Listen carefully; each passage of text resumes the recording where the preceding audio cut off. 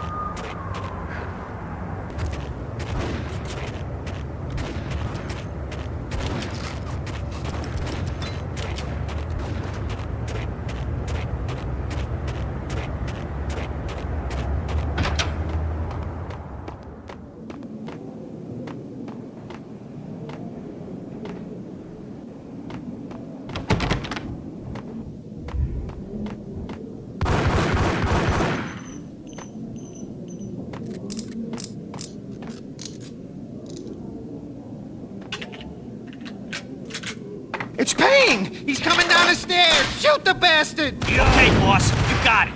No problem. Hey!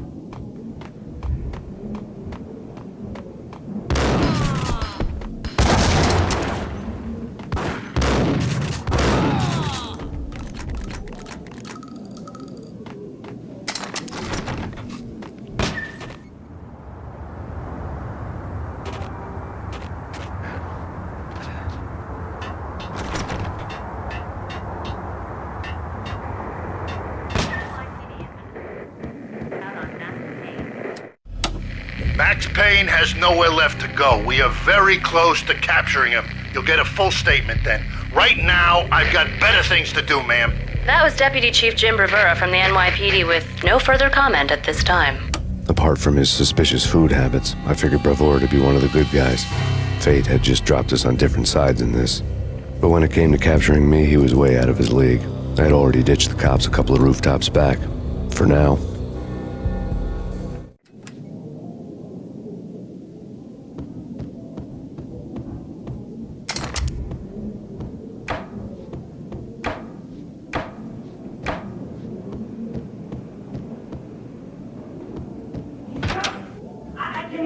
Ready?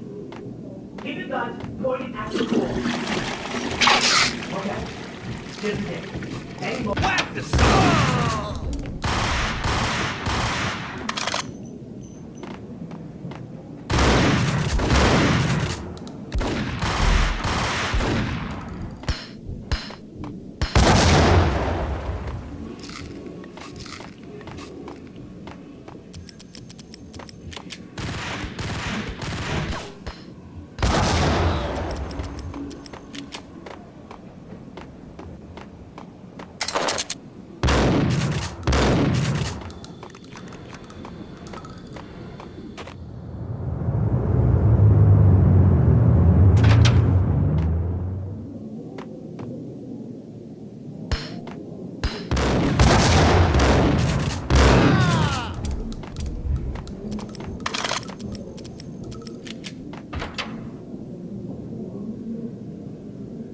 Open, goddammit!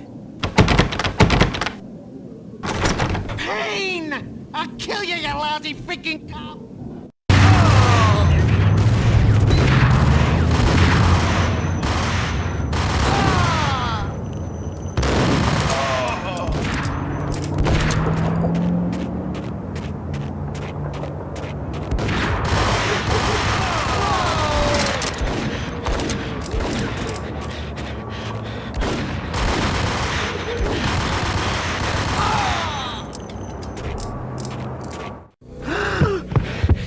Gagniti ran out of steam in a dead-end alley with steam boiling out of the sewer grates like all the fires of hell were burning high beneath us.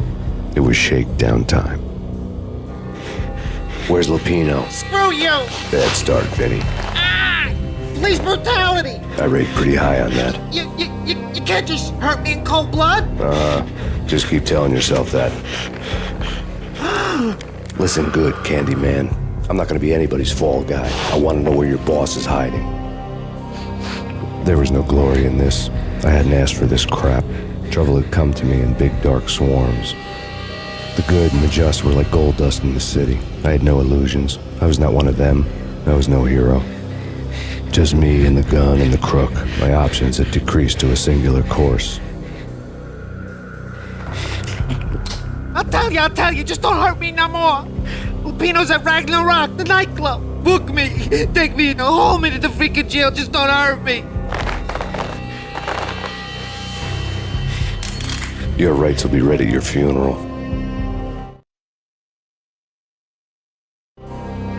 Ragnarok was Lupino's private nightclub, a den of drugs built into an old theater. I knew what waited inside.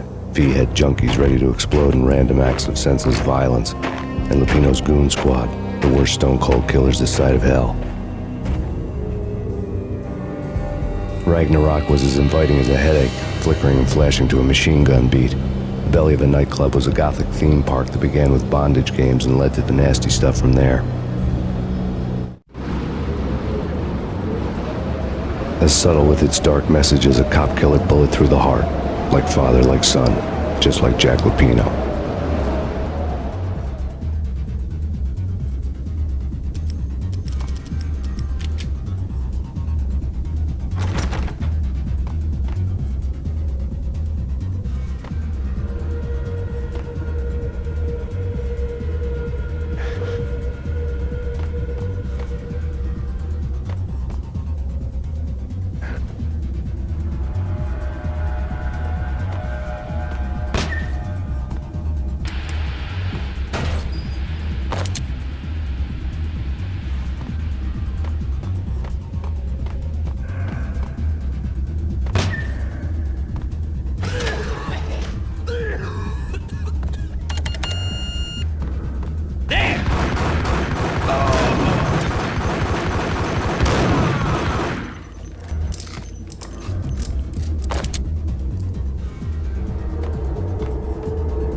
book had never been a bestseller. Given the setting, I was surprised to find that somebody had been passing time reading. The paperback was entitled The Age of Murder and Storm. The blurb on the back mentioned Norse mythos and Ragnarok, the end of a Viking world with a terrible winter that covered the earth in ice, when vile crimes were rampant and all humanity lost. I could see how somebody impressionable might get it into their head that we were at the end of time. I was also beginning to see what the nightclub and its owner were all about.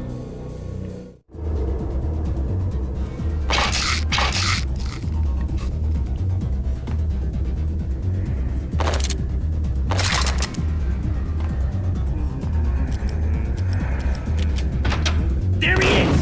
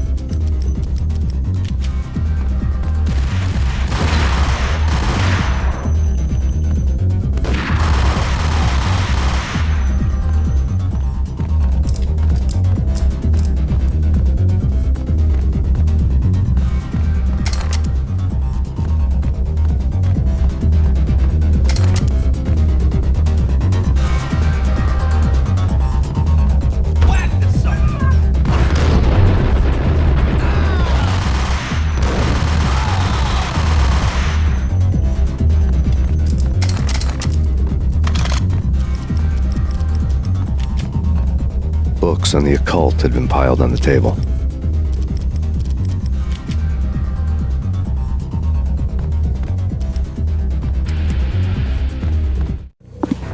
The room was stacked with light reading, such as Necronomicon, Witchcraft, and Paradise Lost. Old exotic titles like Malleus Maleficarum and De Umbrarum Reini Novum Portis. Books with pentagrams on their covers, all dealing with the occult and the infernal, lying between stacks of horror videos and a couple of Ouija boards. The only thing I could take seriously was the thought of Lupino taking it seriously. He had been spending a lot of time getting intimate with the guy downstairs.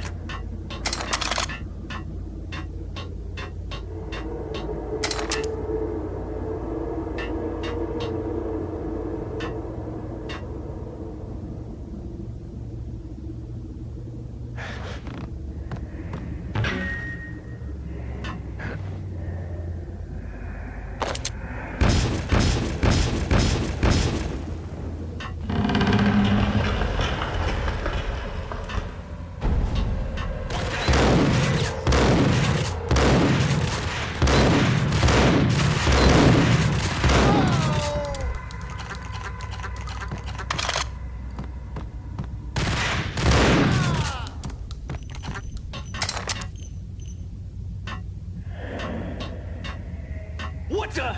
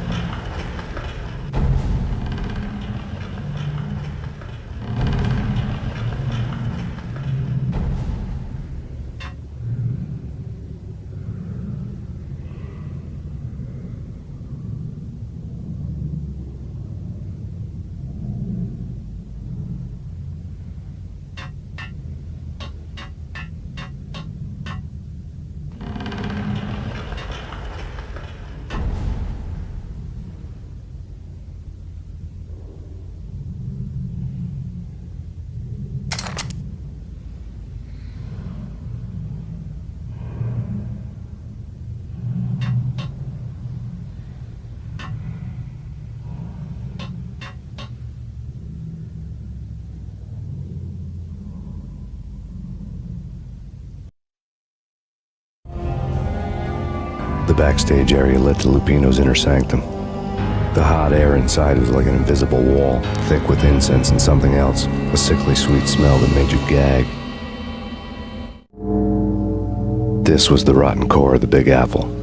Lupino lurked somewhere ahead, like a spider at the center of his web, waiting. The vapors in the air started to make my head swim. Torn pieces of a letter lay scattered on the sofa.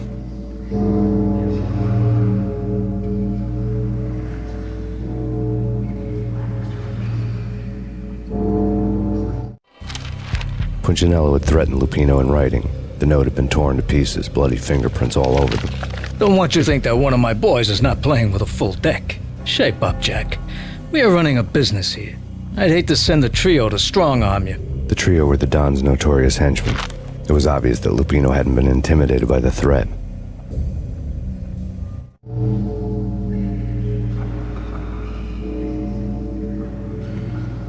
The flesh of fallen angels!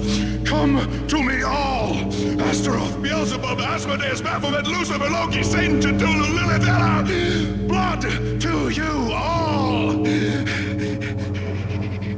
Secret, living under the skin of reality. I've seen it. The corruption of flesh.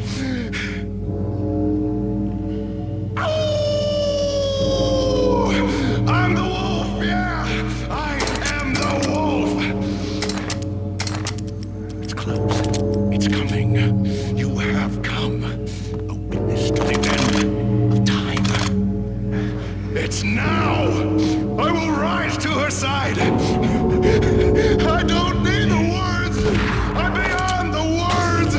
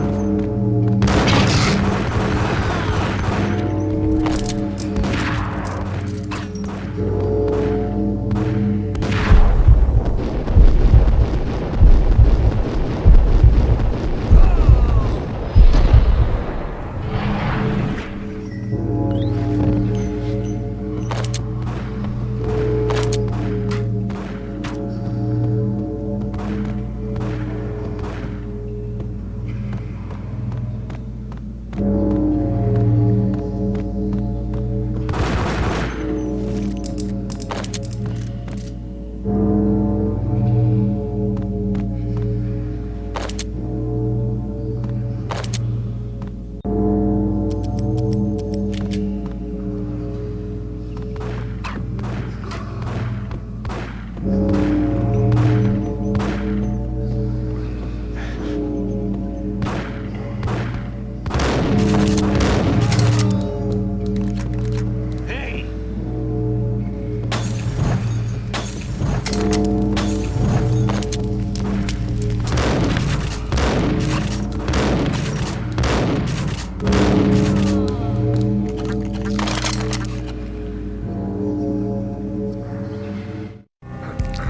I had known there'd have to be a catch in it somewhere, and this one was the Empire State Building of catches. Lupino was pumped up and dying to go 15 rounds with a mutant alligator. And then he started this spooky monkey talk, straight from a bad dream. Mine. I have tasted the flesh of fallen angels. I've tasted the devil's green blood. It runs in my veins. I've seen beyond the world of skin, the architecture of blood and bow and arrow. Death is coming! She is coming, and hell follows with her. This is the twilight winter. I am ready to be her son. Her time is now, and all who stand in her way must die!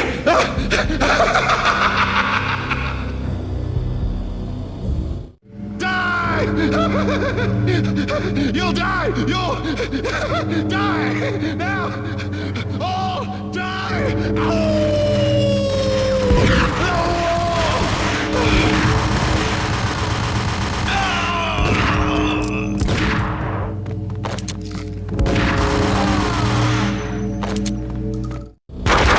When Lupino finally went down, I wanted to make real sure he'd stay that way. V was a bad monster. Turned them into friggin' zombie demons from outer space. I think he's dead already. Huh? And that's when it happened. But dead or not, you've got the wrong guy. In stepped this knockout femme fatale holding a gun to my face. I returned the favor. Lisa Punchinello. Lisa Punchinello was the Don's wife. Mona Sax. Lisa's evil twin. Your safety's off, evil twin. You might hurt someone with that gun of yours. Lisa's the damsel in distress. I'm the professional. I'd blow you away without batting an eye. Sure, and you can check out my credentials splattered all over this joint.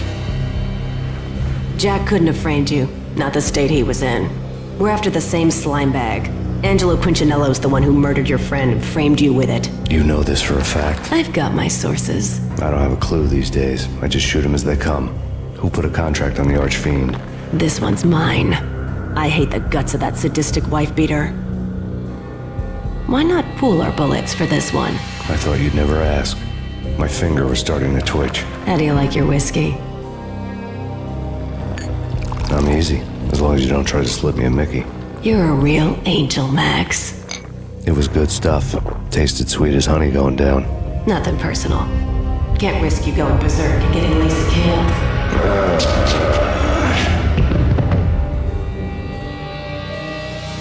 The nightmare was always the same.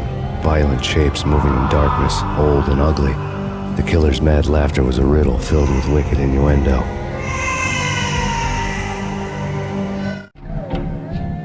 Somewhere, the baby was crying.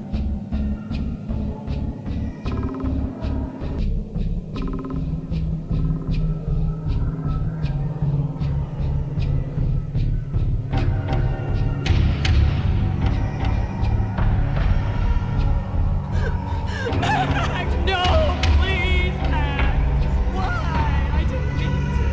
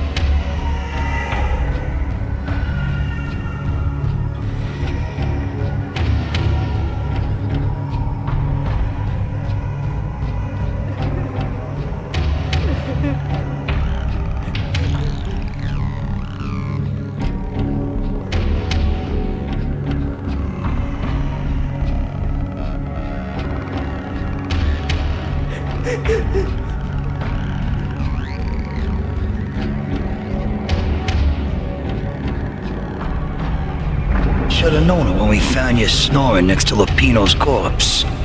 A comedian, huh?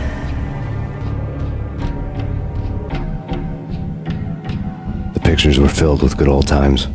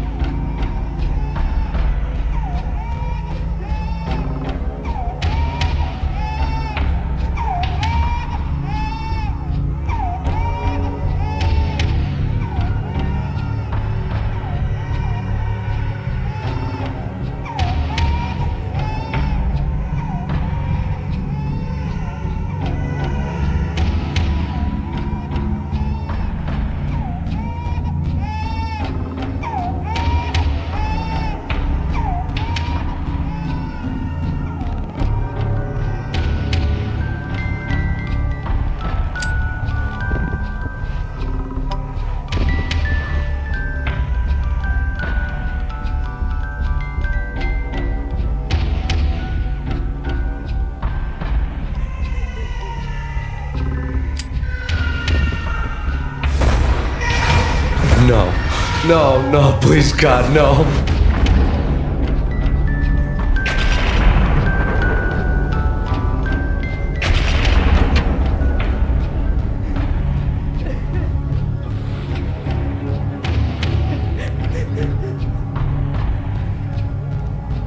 Slice them, dice them, shoot them full of holes, blow them to bits, vaporize them, disintegrate them. No matter what you do, they'll still be back good as new.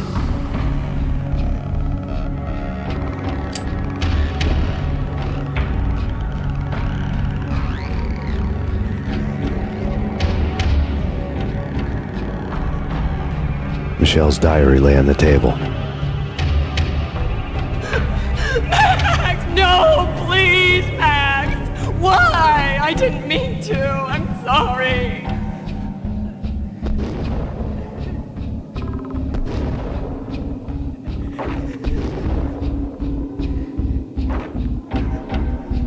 Murderer! You killed her! Nothing like that ever happens in the real world.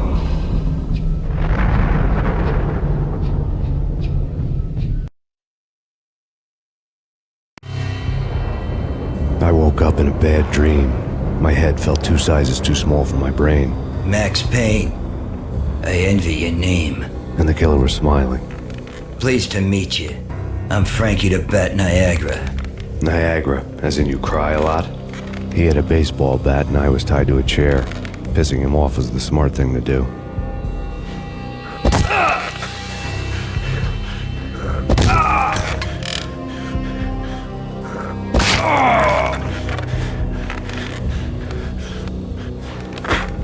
Nothing wrong with a little laugh now and then. Take me, for example. I love to watch cartoons. Cartoon violence is a fascinating thing. Let's take a break. I need to take a leak and maybe grab a cold one at the bar. Don't worry. I'll be back to finish this off. And then, it's checkout time. You play, you pay, you bastard. He swaggered out, and the door clanged shut behind him, locks clicking into place. Everyone makes mistakes. Mine hadn't been to crack jokes about the goon with the bat. He'd have cracked my skull regardless. It hadn't even been to trust a girl with a gun. I had blindly gone after the first bad guy on my hit list when I should have been aiming further up the ladder, at the head of the Punchinello family. I couldn't bring myself to be pissed at Mona. Guess I had a soft spot for her pretty face.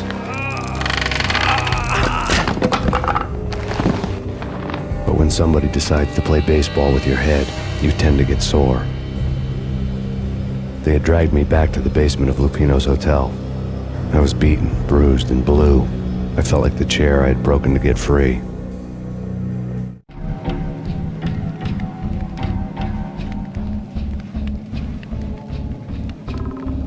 All I had was Niagara's bat, sticky with my own blood.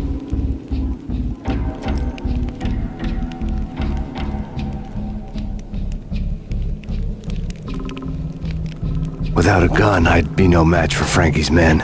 I'd have to play hide and seek with them.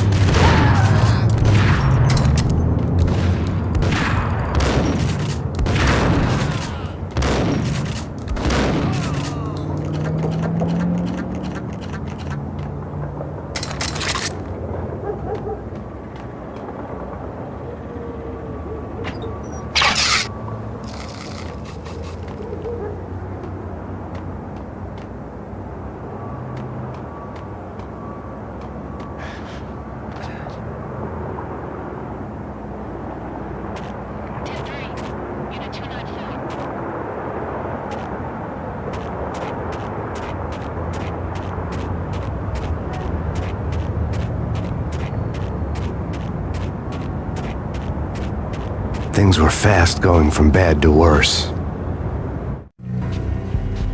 The men in blue had come and gone. They had decorated the place with chalk outlines and tied it together with yellow tape. The cops who had stayed behind were dead. Frankie, his boys, and I had the place all for ourselves.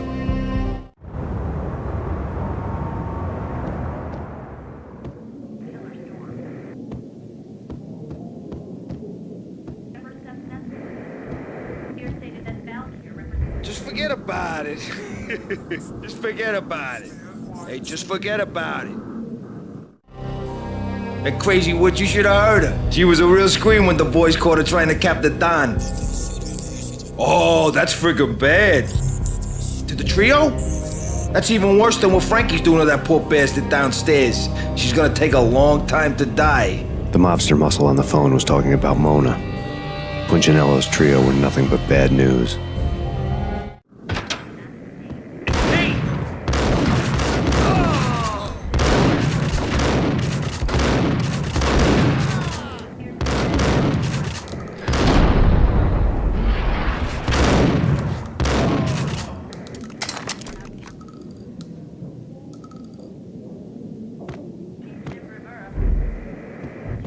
More evidence that Punchinello didn't like me much.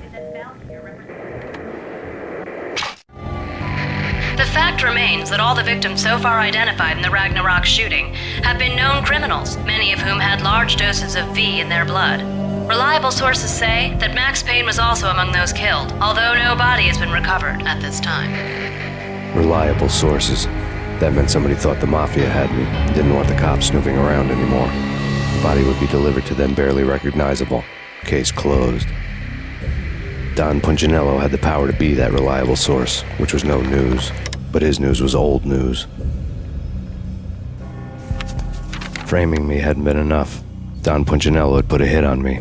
He wanted me dead, and it had been important enough for him to give written instructions to Frankie about it. Max Payne should die like a dog for the trouble he's caused. Frankie, I know I can trust you to give this matter the dedication it needs.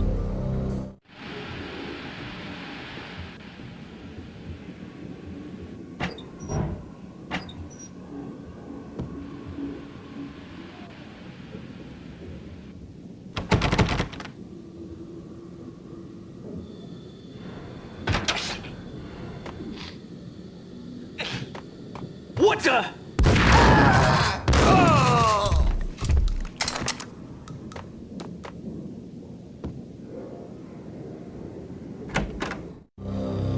The hotel bar was fast developing quite a history. True to his words, Frankie was there, having a beer. Jesus Christ. How the hell did you get loose? Got bored waiting. Thought, what the hell, we could just as well finish this here.